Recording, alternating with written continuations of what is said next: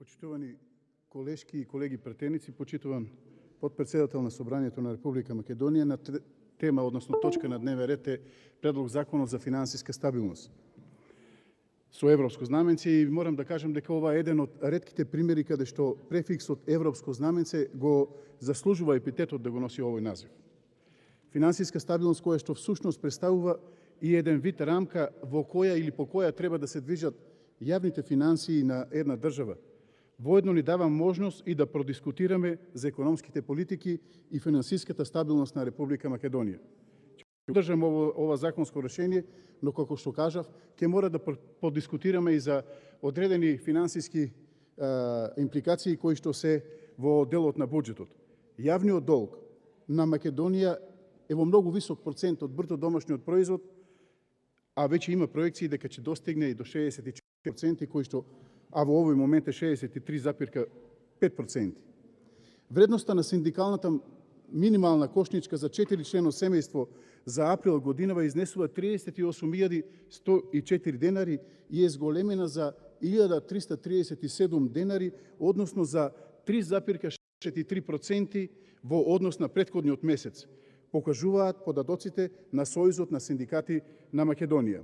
Оваа влада и со претходниот и со сегашниот премиер е една од најнеуспешните влади во справувањето со кризи. Ние, ако гледаме историски, сме имале многу кризи. Во целиот овој период, во 30 година мостојна држава, поминавме низ кризи. Сега прашањето е каков е капацитетот на владите да се справи со кризата. Она што сега го гледаме е дека оваа влада нема капацитет да се справи со криза и затоа ние граѓаните ги чувствуваме истите тие последици. Во 2008 година јасно паметиме каква беше таа епизода, многу слични на сегашната висока инфлација. Речиси идентични фактори, раст на цени на храната, цена на нафтата, значи имавме исто така и висока инфлација. Меѓутоа, во тоа време луѓето не ја чувствуваа инфлацијата.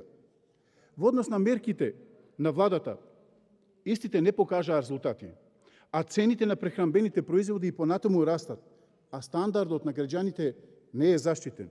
Не се справи владата добро со мерките во однос на замрзнувањето на цените. Понатаму нула маржи, бидејќи се гледа дека цените и понатаму растат и се на високо ниво, со што стандардот на граѓаните не е заштитен. Она што е страшно и што е многу проблематично е каде завршија овие 20 милиарди евра од буџетот во овие години. Каде се тие пари? Каде се во капитални инвестиции, каде се во нови школи, во нови сали, немаме стадиони, немаме нова инфраструктура, немаме автопатишта и така натаму. Никој не знае зашто точно ќе се користат овие средства, но целта е да се пополнат дупките што ги има во буџетот, зашто и затоа што имаме девастирана економија, затоа што не се работи, бидејќи немаме приход во економијата и така натаму. Имаме зголемена инфлација која веќе е двоцифрена, а од друга страна, со ова задолжување од 900 милиони евра, секое новородено дете во Република Македонија го задолжувате со дополнителни 500 евра. Ако гледате, јавниот долг, како што спомнав на почетокот, веќе стигна од 63,5%, што е веќе многу сериозно и загрижувачко за Република Македонија и за секој еден граѓанин на државата.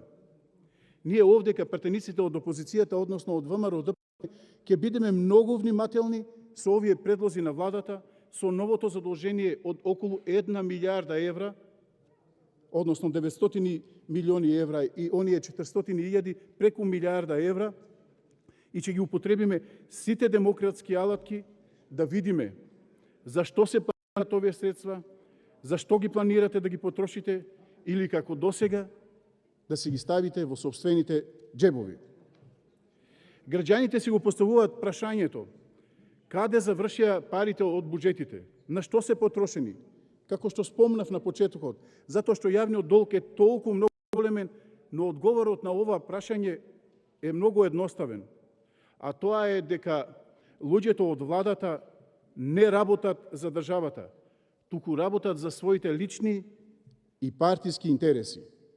Економијата во последните 5 години тоне, забележува пат, бидејќи политиките кои ги спроведува оваа влада ја зголемуваат сиромаштијата. Со еден збор кажано, фијаско на секое поле.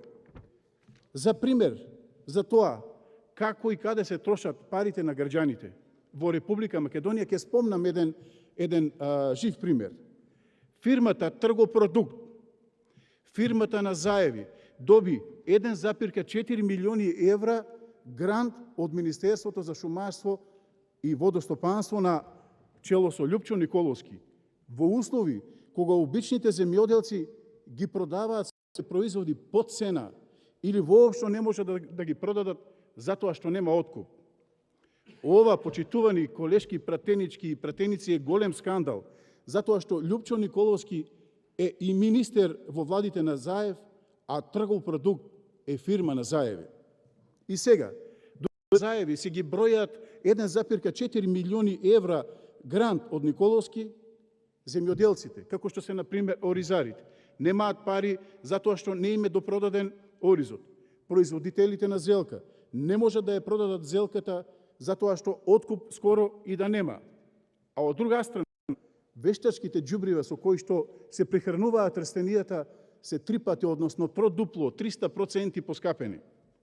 И Љупчо Николовски, наместо да се ангажира за да обезбеди откуп и да ги исплати субвенциите на земјоделците, тој се грижи како да ги грантира фирмите на Заеви. Кога сме во делот на финансиската стабилност, во делот на енергетиката, ќе спомнам дека енергетската неспособност на СДСМ ги чини граѓаните 30% поскапа електрична енергија и 100 милиони евра од буџетот и со ново најавување за покачување на електричната енергија некаден во јуни-јули месец за 10 до 15%.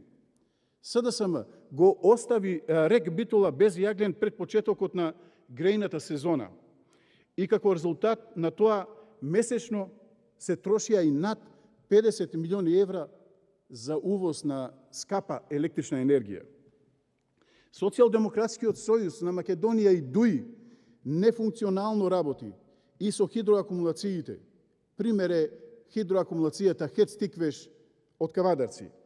Ги испразнија додека струјата беше ефтина во екот на пролетта и летото, за да бидат на минимум во текот на грејната сезона.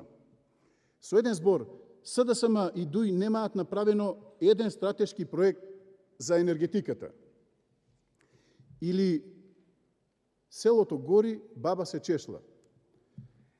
Просечната плата по вашите математики изнесува 31.080 денари, а скоро 90.000 граѓани не земеле плата за април. Значи, скоро 90.000 граѓани немаат земено плата за месец април. Ова веќе не е како онаа во поговорката, народната поговорка. Некој ќе јаде зелка, а некој месо, во просек сарма, и тоа растурена сарма. Туку, некој јаде зелка, а голем дел од граѓаните гладуваат. Сега, овие ваши 31.080 денари не ни вредат колку претходните 20.000 денари. Цените вртоглаво растат. Месото поскапе повеќе од 20%. Зејтинот дупло, шеќерот скоро дупло. Струјата спомнав 30%, ново најавено покачување од 10 до 15%. Парното, горивото, значи и бензинот, и дизелот, и плинот вртоглаво отидоа нагоре.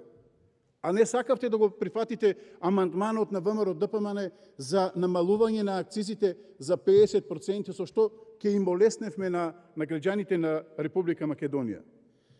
Неспособноста, почитувани пратеници, од ден во ден излегува на површина и страф ми е че акумулира кога на есен ќе немаме голем дел од основните прехранбени производи или пак че ги има по цени да не може да се купи.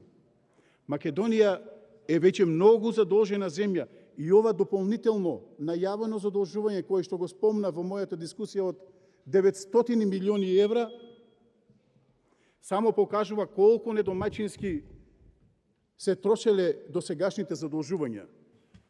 Почитувани граѓани на Република Македонија, наместо ЕУ влада Благодарам. имаме должничко робство. Затоа се потребни Благодарам. политики кои ќе донесат промени Има збор и иднина. пратеникот Александар Затоа се Белјановски. Повелете. потребни нови предвремени парламентарни избори. Благодарам.